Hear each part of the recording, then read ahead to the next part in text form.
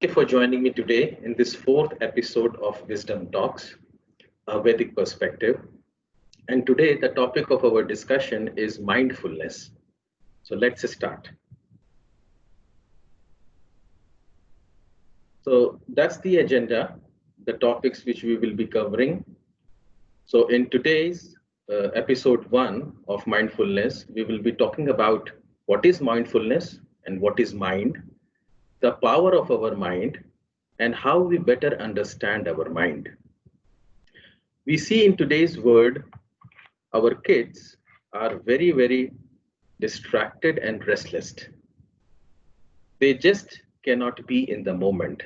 In the first picture, you see the kids which are sitting in the class are distracted by something which is going outside, and they are not focusing on what the teacher is teaching. Also, it can happen when the student sits down to study, he is distracted with his mobile and the whole world inside that mobile. It could be that somebody is sitting for doing his project, but his mind is somewhere else. And we see the boy, he has his exams tomorrow, but he just cannot focus on his studies because his mind is into all the social media, what his friends and other people are saying about him and what he has to say about them. So we see here that the today's students they are disoriented, and because of that they are forgetful, indisciplined, addicted to so many different things, the modern gadgets which we have, distracted, easily distracted, very restless, and with a lot of anxiety. And these are the byproducts of not being in the moment. The mind is like a smoldering cauldron of thoughts, and as per one study, about 50 to 60,000 thoughts come in everybody's mind per day. There is sometimes no logic, no pattern, and sometimes no provocation even for how these thoughts are coming in our mind. And our mind just moves like a monkey from one branch to another, which means from one thought to another. We are so captured, or we are so have become the slaves of our mind, that in this free world, we can say that the biggest slavery is of our mind. The biggest freedom is our independence from the whims and fancies of our mind. So yes, the mind is very distracting. So let's understand something more about it. We define mindfulness as to be in the moment, to relish the present. But we see that because of the distractions and our shortcoming of not focusing on one thing, we sometimes see that there is something inside us which sabotages us, which makes us indisciplined, which distracts us from our plans. And that is why it is very important to understand what is mind. Mind can have many meanings. It can mean to pay attention, which means, like we say, mind your language. It can also mean intelligence, like use your mind. It can also denote intelligent person, like he uses his mind, so he's intelligent. It can also depict objection, which is don't mind, distress, which is out of mind, and carefulness, which is mind your mind. So we see here that mind depicts some non-material reality. Of course, it is the generator of our emotions and ideas.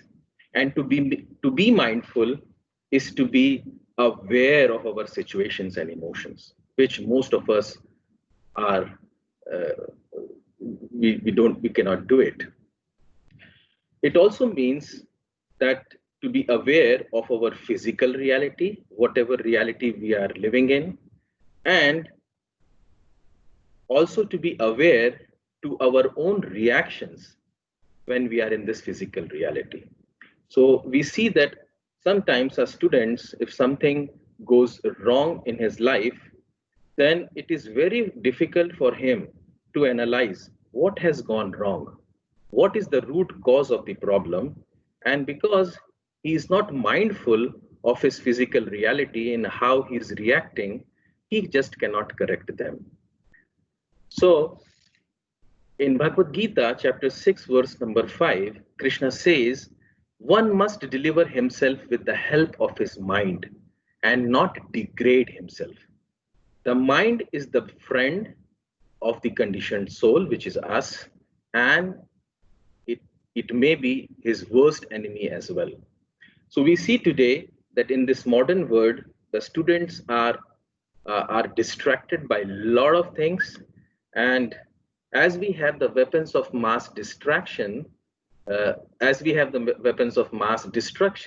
we also have the weapons of mass distraction. What are these weapons of mass distraction? It is the mobiles and gadgets, which nearly everybody has the smartphone, and then he's caught in that perpetually. We can say in today's modern world, with the progress of science, we have guided missiles but misguided men.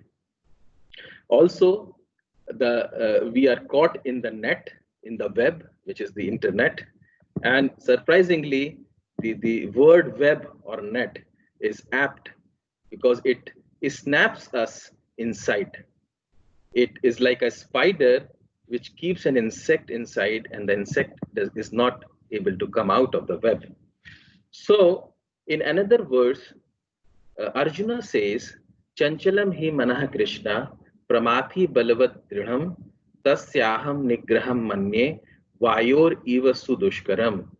When he says, he gives the four qualities of our mind, that the mind is restless, chanchalam, it is pramathi, it is agitating and turbulent, it is balavat, which is it's very strong, and it's obstinate, which is dridham. So here, Arjuna says that because of these four qualities of the mind, it is very difficult to subdue it, to bring it under control. And to bring a mind under control is more difficult than controlling the wind. So yes, controlling the mind is very difficult. And if one can do it, he can become the most successful and happy person on this earth. So there are ways to control the mind, and we will discuss about it in future discussions. And by controlling it, we can really make our mind a friend. Here, with these properties which Arjuna is saying, mind is like an elephant, which means it's very strong and it's very obstinate. And if it turns mad, like a mad elephant, it destroys so many things. It can even kill the owner, the one which he is under. And if the elephant can be tamed by the mahout, by the owner, then it is very beneficial. So we can see that mind is very powerful. And the power of mind to be one's friend or one's enemy, as we compared with the analogy of an elephant, is within us. We can really tap the power of mind. Life determines our problems, but our mind determines its size. So the power of mind, as we say, can have a positive as well as a negative effect. We have something called the placebo effect, wherein if somebody is sick, not actual medicines are given, but instead of, they are given some sugar pills and they get healed, which means the mind activates certain innate healing capacity, has certain innate healing capacity, because of which the placebo effect has its say and the person gets cured. On the negative side, there are certain psychosomatic illness of mind and body, where there are certain diseases which originates in the mind, and the effect of it malfunctions certain body parts or the body itself. There are certain emotions like fear, anger, pain, which affects the body, and then the body is diseased, it is sick. So we can see that the power of mind is huge, and the the mind can make a heaven out of hell, and vice versa also. So it has the capacity to do that. We can see that sometimes mind creates an alternative reality and it distracts us to the point of insanity. I will tell you a small story of a lady, and this lady, she goes to a doctor and says, "Doctor, I have a frog in my belly and it is jumping up and down here and there, and it's making my life miserable." The doctor says, "This cannot happen. How can a live frog stay inside your stomach? It should be dead by now." But she is very persistent. She says, "No, this is what is happening." The doctor says, "No, it's an illusion of your mind," but she insists otherwise to be treated. So, so she goes from one doctor to another, and finally she goes to the 10th doctor, and then the doctor says that, okay, he was intelligent enough to understand this lady is suffering some sort of illusion in the mind. So he says, okay, I'll do a surgery. So he gives her an anesthesia, and he arranges a frog from outside. So after she regains her consciousness, the doctor shows the frog and says, okay, your frog is out of the belly. How are you feeling? So the lady says, yes, I'm feeling perfect. I mean, the whole the thing has gone, and I'm not feeling miserable now. So the doctor thinks, okay, this problem is solved. And then an unexpected thing happens, that after a few days, the same lady comes to the doctor and tells the doctor, the frog which you took out from my belly, he already gave some babies inside my stomach, and now all these multiple babies of the frog, they are roaming around and making my life miserable. So we can see that the mind can really create an alternative reality. And sometimes a very small problem, the mind makes it such big and huge that we are overwhelmed and we cannot even take one step to solve it. So let us understand the three level of the self and what mind has to play a role in that. We very well know that there are three levels of us.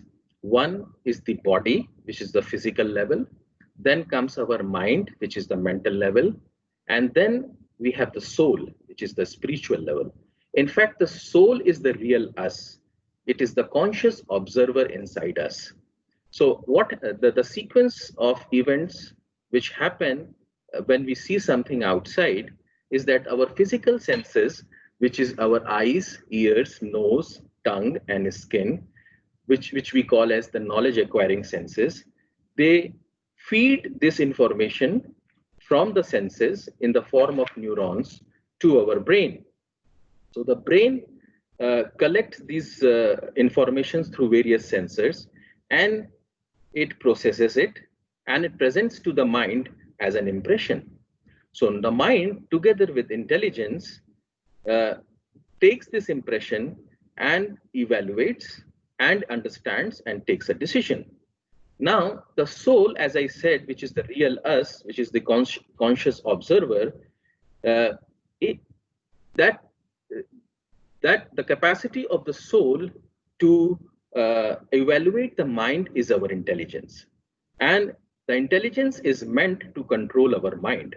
But what happens sometimes that the physical senses is out of control and the mind goes behind the senses, and it takes our intelligence along with that. So there is a disconnect between the soul and the mind, body, and intelligence. And that is why we get distracted. So as we see, the mind is an interface between the body and the soul. We can very well understand this through a metaphor of a computer system where the body is the hardware, our body is the hardware, the mind is the software, and the conscious observer, or us, the real self or the user, is the soul. So the mind acts as an interface. It's an interface between the user and the hardware. And each of the three, which means the hardware, software, and the user, has its unique importance. So unless the user is there, the best of hardware and the software is of no use. And the physical level functioning, it just cannot happen without our body, which is the hardware. And of course, the software is required to interact.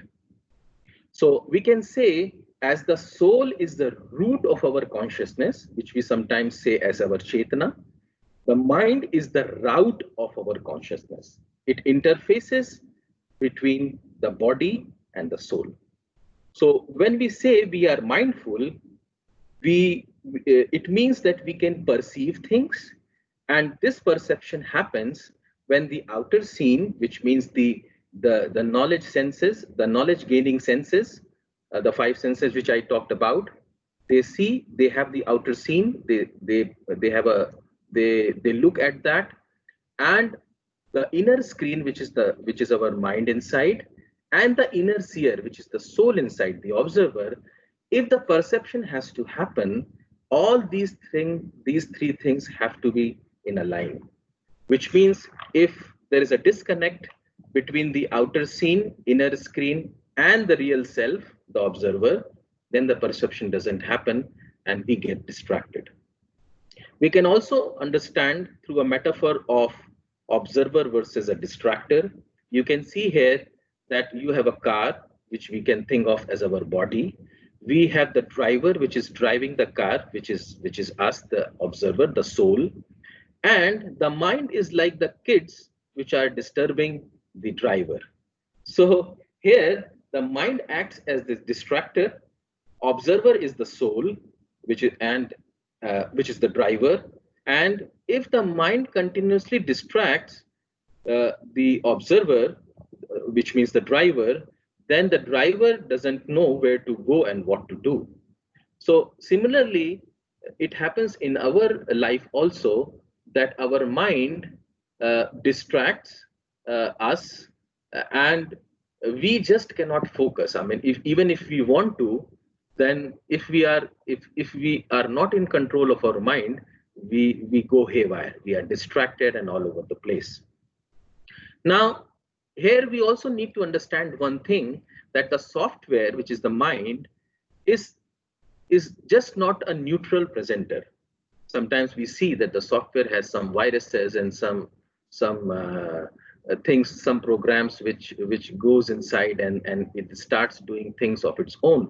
Similarly, our mind is not just a neutral presenter. The mind also has its own emotions, its own desires, feelings from the past, and sometimes it can have relation to our real selves, and sometimes it is not. So sometimes what happens, that it starts showing its own movie, its own things on the inner screen, and we get distracted. If we are not in control, then we get distracted. So I will leave you with these thoughts about the understanding of our mind, how the mind shows a different reality, and we will discuss in our future session how to control the mind. So thank you very much.